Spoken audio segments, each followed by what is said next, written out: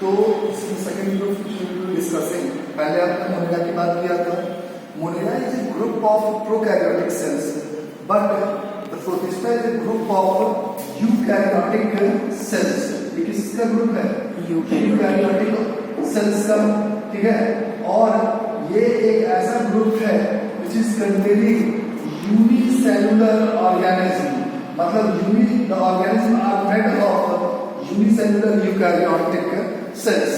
So they are the group of unicellular organisms in which all the organism, either it is plant or it is animal, कोई भी हो, सभी को जो कि यूनिसेलुलर है, सभी को इस ग्रुप के अंदर रखा गया। और इस ग्रुप को एक और नाम से हम जानते हैं प्रोटोजोआ ग्रुप। प्रोटिस्टा के लिए प्रोटोजोन्स के लिए बात एक ही है। इसका मतलब यह हुआ कि जैसे मैंने कहा कि चाहे वो यूनिसेलुलर प्लांट हो चाहे यूनिसेलुलर एनिमल हो, सभी को प्रोटिस्टा ग्रुप के अंदर रखा गया। So their mode of nutrition will be either heterotrophic और ऑटोट्रॉपिक, कुछ भी हो सकता है। तो there are some organism which are autotrophic in nature, जैसे कि आपका यूग्लिना है। तो यूग्लिना एक ऐसा एग्जांपल है which is autotrophic in mode of nutrition, वो अपना खाना खुद ही सिंथेसाइज करता है। जबकि अमीबा है तो वो हेटेरोट्रॉपिक है, वो बना बनाया फूड को लेता है। तो इस तरीके से हम कह सकते हैं कि प्रोटिस्टा और प्रोटोजोन ग्रुप जो है that consist of both the type of organism or not unicellular as well as autotrophic as well as heterotrophic. इसके अंदर जो एग्जांपल्स आते हैं उसके अंदर अमीबा, प्रोटोजोन, ये सब हम उसको डिवाइड कर सकते हैं। अब एक बात समझो, जो पूरा का पूरा प्रोटिस्टा ग्रुप है उसको भी हम चाहें तो फर्दर कुछ ग्रुप्स के अंदर हम डिवाइड कर सकते हैं, जैसे स्लाइमोल्ड्स, यूग्लिनोइड्स, डायनोफ्लैजिलेट्स, क्रिप्टोफाइट एंड प्रोटोजोन्स। इसमें मेजर जो ग्रुप इंडिविजुअल्स लाइज करते हैं वो प्रोटोजोन के अंदर लाइज करते हैं। इसीलिए मैंने कहा था कि प्रोटिस्टा ग्रुप को हम प्रोटोजोन ग्रुप के नाम से भी जानते हैं। अब जैसे मैंने आपको कहा कि इसके अंदर बहुत सारे ग्रुप्स लाइज करते हैं, बहुत सारे सब ग्रुप्स में इसको डिवाइड कर सकते हैं। तो उसमें एक तो मैंने क्रिप्टोफाइट की बात कही थी, तो सबसे पहले हम लोग बात करेंगे कि क्रिप्टोफाइट जो होते हैं,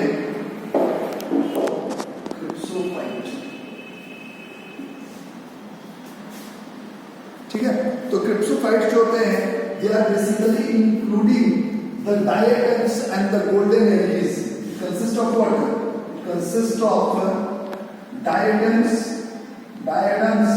एंड गोल्डन एल्गी। और यदि आप इसकी बात करें, ठीक है, जिसे हम डेस्मिड्स के नाम से भी जानते हैं, डेस्मिड्स।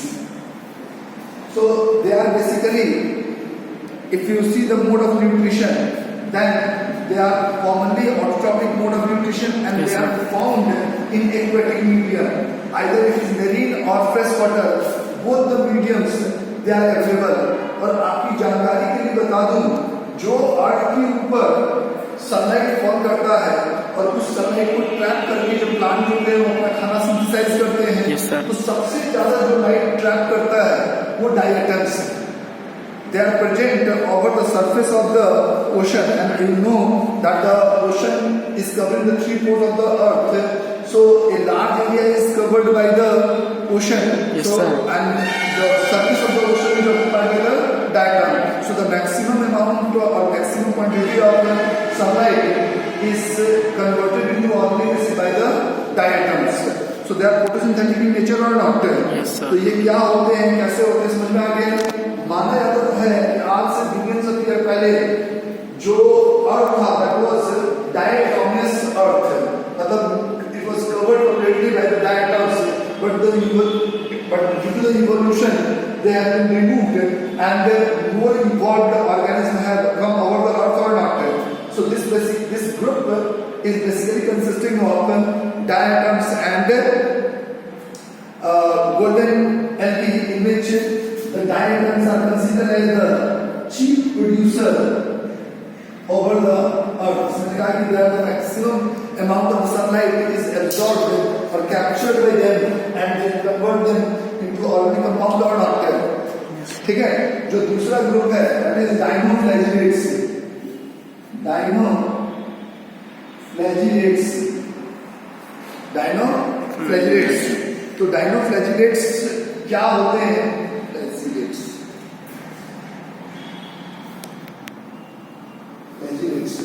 डायनोफ्लैजिलेट्स जो होते हैं they are mostly present in marine water and they are photosynthetic in nature. Normally आप इसको देखें तो जो डायनोफ्लैजिलेट्स मैंने कहा कहाँ मेनली मिलते हैं? Mainly found in marine water and they are photosynthetic in nature. They have got two flagella in them and the cell wall has a stiff cellulose plates. उसके स्ट्रक्चर को देखोगे तो उनके जो बॉडी का सरफेस होता है so that is made of a cellulose stiff cellulose plate। तो ऐसा लगता है कि एक हार्ड सा सब्सटेंस उसके बॉडी के ऊपर डिपॉजिटेड है। तो इस तरह के जो स्ट्रक्चर्स होते हैं so they will be called as what? Dinoflagellate. इनकी जो सबसे खास फीचर ये होती है कि they will be consisting of two flagellas and normally they are present in burrows, जहां पर वो छोटे छोटे छेद होते हैं ना समुद्र के अंदर। तो उनके अंदर बरोज के अंदर छेद के अंदर ये ऑर्गेनिज्म आपको मिलते हैं और केवल फूड और माइग्रेट करने के लिए they will come out of this burrows and they will capture their food and again they will move into this particular region or not.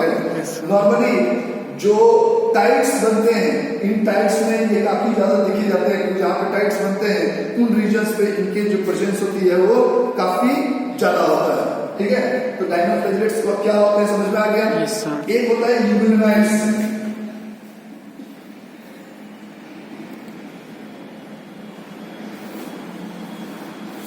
तो यदि हम यूबिलिनाइड्स की बात करें so they are basically group of organisms which are majority of which are mainly found into fresh water। ये वाला दोनों में मिल रहा था, ये केवल मेरीन वाटर में मिल रहा था, ये मेनली फ्रेश वाटर में मिलता है। Mainly fresh water.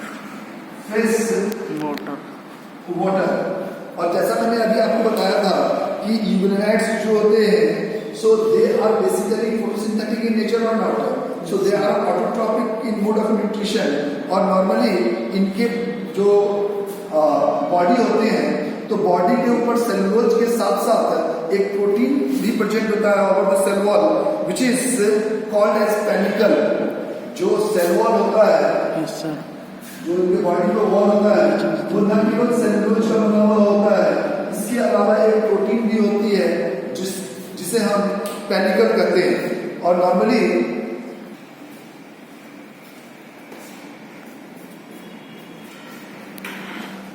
ठीक है।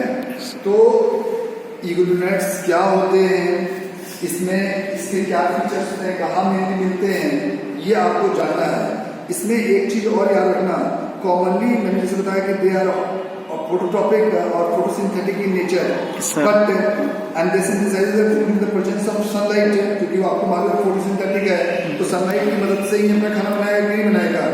लेकिन in case if the food do not or the sunlight is not available to them, so in that particular case they also start behaving as a heterotrophic mode of nutrition और वो बना बनाया food को भी capture करना शुरू कर देते हैं। So this is the unique feature that is present into the unit. ये दोनों फोटोट्रॉपिक वाले हो गए, ये फोटोट्रॉपिक और हाइड्रोट्रॉपिक दोनों मोड के न्यूट्रिशन हो गए। ठीक है। अब इसके नीचे जो आएंगे वो सब हेटरोट्रॉपिक हो जाएंगे। जैसे कि मान लीजिए हम बात करते हैं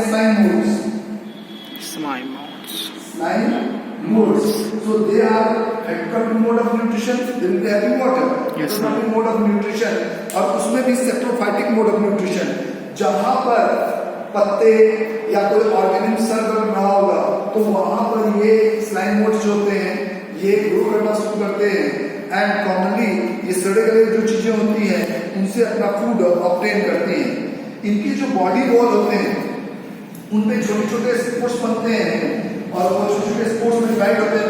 डिवाइड होता है फिर वो छोटे आसपास की साइटोप्लाज्म को लेकर छोटे छोटे स्पोर्स बनते हैं and they get separated out and they develop as a new slime mold. तो जहां पर भी ये होंगे वहां तुरंत इनकी संख्या बहुत तेजी से बढ़ती है, नहीं बढ़ती है? यस सर, बढ़ती है। ये स्पोर फॉर्मेशन के थ्रू ये रिप्रोड्यूस करते हैं। So that is a rapid mode of replication.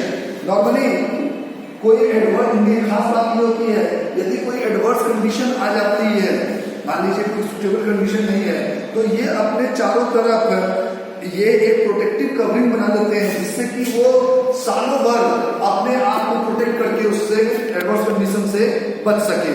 तो ये चीजें जो होती हैं ये इसकी खासियत होती है, ठीक है। और लास्ट जो हमें बात करना है दैट इज प्रोटोजोअन। किसकी बात करना है? Protozoan. Protozoan protista. Protozoan protista. Protozoan protista. तो देखो they are completely heterotrophic in nature, ठीक है। ये जो नॉर्मली बात करते हैं प्रोटोजोअन, मैंने कहा कि majority of the protistas are present into the protozoan group or not. इसी कारण से हम प्रोटिस्टा को प्रोटोजोअन ग्रुप के भी नाम से जानते हैं। इन्हें हम फर्दर 4 ग्रुप के अंदर डिवाइड कर देते हैं। इसे फर्दर ने कितने भागों में डिवाइड कर दिया है? 4 and all of them are heterotrophic in nature. All of them are heterotrophic in mode of nutrition, ठीक है। इसमें जो फर्स्ट है वो है एमोबॉइड प्रोटिस्टास। एमोबॉइड प्रोटिस्टा कहो या प्रोटोजोअन्स। नॉर्मली आप इसमें देखोगे तो इसकी खास बात ये होती है कि ये या तो एक्वेटिक होगा या ये मॉइस्ट सॉइल के अंदर प्रेजेंट होता है। जहां मॉइस्चर होगा वहीं पर अमीबा प्रेजेंट होगा। और इसके लोकोमोशन के लिए लोकोमोटरी ऑर्गेनल जो होता है, इनमें सब में जो डिफरेंस है वो बेसिकली लोकोमोटरी ऑर्गेनल का है। इसका जो लोकोमोटरी ऑर्गेनल है वो है स्यूडोपोडिया। वो क्या है? Pseudopodia. So with the help of pseudopodia, they not only move from one place to another place, but they also capture their food with the help of these pseudopodias, ठीक है। तो ऐसे जो इंडिविजुअल्स होते हैं उन्हें हम एमोबॉइड प्रोटोजोअन के अंदर रखते हैं। जैसे अमीबा हो गया, एंट अमीबा हो गया, तो जो भी इस तरीके से बिहेव करते हैं उन्हें हम कहाँ रखेंगे?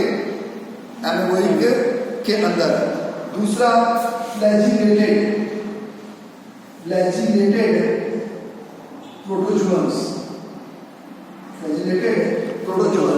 फ्लैजिलेटेड प्रोटोजोअन्स कहने का मतलब है they are the group of individual who are free living and their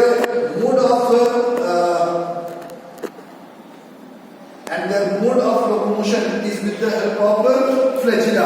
Not only they use them for locomotion, but they also use them for capturing their food. जैसे कि ट्रैपनोसोमा है, इसका एग्जांपल क्या देगा? ट्रैपनोसोमा। तो ट्रैपनोसोमा के अंदर एक लॉन्ग थ्रेड लाइक स्ट्रक्चर होता है and with the help of that they not only move but they also capture the food or not. So that is an example of flagellated protozoans. इसके अलावा तीसरा जो है ciliated protozoans। ciliated protozoans जो ciliated protozoans होंगे, ठीक है। So they are basically having fine thread-like structures or hair-like structure over their surface, and with the help of these fine hair-like structures, they create a wave through which they move from one position to another position in the water. Commonly कहीं भी यदि होंगे तो एक जगह से दूसरी जगह मूव करने के लिए इनके पूरी बॉडी में स्मॉल हेयर-लाइक प्रोजेक्शंस होती हैं, जिसे हम क्या कहते हैं? सीलिया। जैसे पैरामीशियम होता है, तो पैरामीशियम की पूरी बॉडी जो होती है ऐसे स्मॉल हेयर लाइक स्ट्रक्चर से कवर्ड होती है, नहीं होती है? ठीक है। And they created by letting these hair like projections in particular direction, and with the help of which not only they bring up their food toward themselves, but also they show locomotion from one place to another place or not. So that is called as ciliary protozoans. और एक last स्पोरोजोअन्स। Last group क्या है? स्पोरोजोअन्स। Normally इसके अंदर spore like individuals which in their life cycle they come under the spore-like structure, or they show spore-like structure in their life cycle. So that will be called as what? Sporozoans. जैसे कि Plasmodium होता है, तो Plasmodium जो होता है वो spore के फॉर्मेशन में होता है when it is entering into our body, ठीक है, जिसे स्पोरोजोइट्स कहते हैं। और जब हमारे बॉडी के अंदर आता है फिर वो जाकर इनॉर्गेनिक फॉर्म में आता है और नंबर को मल्टीप्लाई करता है। So that type of organism will be coming under what? Sporozoans. जो प्लाज्मोडियम है आपको मालूम होगा, it is basically responsible for causing a disease which is called as malaria. Malaria cause करने के लिए कौन सा रिस्पॉन्सिबल होता है? Plasmodium. Plasmodium will come under the sporozoan group or not? Yes, sir. So this is about the sporozoan. This is all about the protista. तो protista क्या होते हैं, वो कितने ग्रुप में बांटे जाते हैं, और उनके खास फीचर्स क्या होते हैं, और कौन से एनिमल्स के अंदर आते हैं। This is all about protista. ठीक है।